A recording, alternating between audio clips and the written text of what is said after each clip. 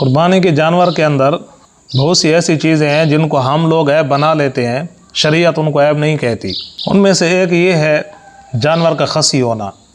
ہمارے ہاں خصی جانور کو عام طور پہ نادانی کی وجہ سے عیب دار شمار کیا جاتا ہے، حالانکہ خصی جانور کی قربانی کرنا یہ آپ صلی اللہ علیہ وسلم کی سنت ہے۔